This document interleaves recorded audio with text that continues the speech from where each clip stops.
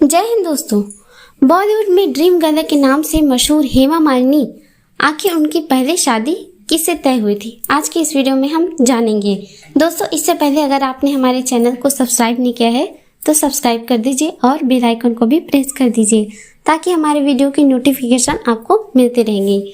तो चलिए दोस्तों, वीडियो की शुरुआत करते हैं। बॉलीवुड में ड्रीम गर्ल के नाम से मशहूर बेहद खूबसूरत अभिनेत्री थी जिसने अपने अभिनय से भारतीय सिनेमा में एक नई जान डाल दी थी।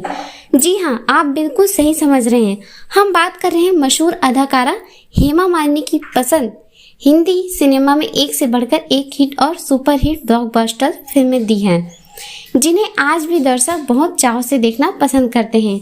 अभिनेत्री से लेकर न्यूनतम तक और नृत्य समारोह के मंच से लेकर छोटे सांचे तक अभिनेत्री हेमा मालिनी हर जगह दर्शकों में चर्चा का विषय बनी हुई है। ऐसे में आज हम आपको हेमा मालिनी के बारे में कुछ खास बातें बताने जा रहे हैं। तो चलिए जानते हैं बॉलीवुड की मशहूर अदाकारा हेमा मालिनी के बारे में कुछ खास बात। सबसे पहले हम बात करेंगे हेमा मालिनी की शिक्षा के बारे में। तो आपको बता दें कि हेमा मालिनी की प्रारंभिक शिक्षा चेन्नई में हुई थी और उनका पसंदीदा विषय था इतिहास। मगर यहाँ पर ध्यान देने वाली बात यह थी कि हेमा मालिनी 10th की क्लास की परीक्षा नहीं दे पाई क्योंकि बचपन से उन्हें कांस्टेंट किरदार के प्रपोजल मिल रहे थे। यह काफी हैरान कर देने वाली बात थी कि 14 साल की उम्र में हेमा के घर के दरवाजे पर फिल्म निर्माता ने दस्तक दी थी। निर्माता निर्देशक श्रीधर ने हेमा को पहनावे के लिए फोटो सेशन कराया। ऐसा उन्होंने सिर्फ इसलिए किया ताकि हेमा मालिनी अपनी उम्र से सबसे बड़ी दिखाई दे। हालांकि बाद में जब हेमा मालिनी ने फिल्म इंडस्ट्री में कदम रखा तो रिजेक्ट कर दिया गया। तमिल निर्देशक श्रीधर का कहना था कि उनकी इनसाइड स्टार अपील में मगर हेमा नहीं दिखी, लेकिन इस खूबसूरत फिल्म में वह बेहतरीन अभिनय करती नजर आई। तमिल में जन्मी हेमा मालिनी की सफलता का श्रेय अगर किसी को जाता है तो वह उनकी मां जयलक्ष्मी। सहायिका हेमा का पद संभाला था और उन्होंने ही हेमा को तमिल फिल्मों की अभिनेत्री से लेकर बॉलीवुड की सुपरस्टार बना दिया था। हेमा की फिल्मों में सफर आसानी से शुरू नहीं हुआ।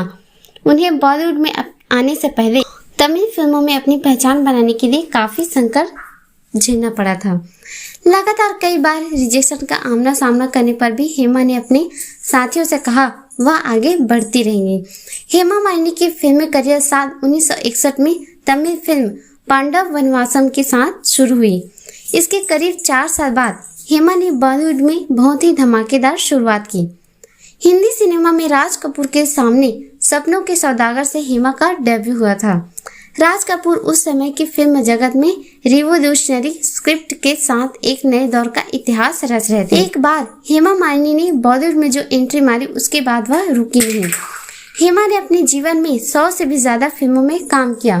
1969 में आई बारिश और जहां प्यार मिले जैसी फिल्में, इसके बाद 1970 में उन्होंने आंसू और मुस्कान शराफत जैसी फिल्में की। साल 1971 में अंदाज और नया जमाना जैसी हिट फिल्में दी और इसके बाद साल 1972 में उनकी सुपर हिट फिल्मों में से एक सीता गीता और भाई हो तो ऐसा जैसी हिट फिल्म में नजर आई।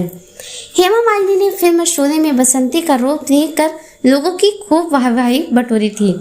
इस फिल्म में उनके अपोजिट डेमोक्रेट नजर आए थे। आज भी लोग हेमा को हेमा कम बसंती के नाम से सबसे ज्यादा जानते हैं। इसके अलावा महानायक अमिताभ बच्चन के साथ उनकी फिल्म बागबान भी ऑल टाइम हिट फिल्मों में से एक है। हेमा की निजी जिंदगी के बारे में बात करें तो उस समय की बात है जब हेमा मालिनी के पिता हेमा मालिनी की शादी की बात को लेकर चिंतित थे, मगर हेमा किसी और से प्यार करती थी। जब उनके पिता को पता चला कि हेमा बॉलीवुड के ही एक्टर डेमोक्रेट से प्यार करती है जो पहले से ही अलग थे, तब उनके माता पिता दोनों ही उनके खिलाफ गए। वह हेमा मालिनी की शादी मशहूर एक्टर शॉपर्स के कराना चाहती थी। यहाँ तक कि उनकी शादी का फाइनल भी होने लगा था, लेकिन डेमोक्रेट ने एकदम फिल्मी स्टाइल में शादी को बीच में ही रोक दिया और फाइनली कुछ समय बाद डेमोक्रेट और हेमा मालिनी की शादी कर दी गई।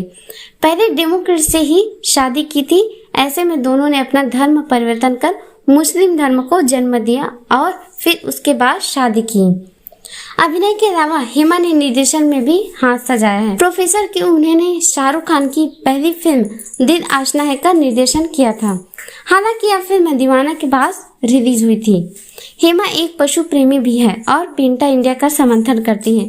उन्होंने 2009 में मुंबई के म्यूनिसिपल कमिश्नर को पत्र लिखा, घोड़ा गाड़ी का प्रतिबंध लगा दिया। 2004 में हेमा राजनीति में आई और स्टेज पर पहुंची। वह मथुरा से नोमिना हैं।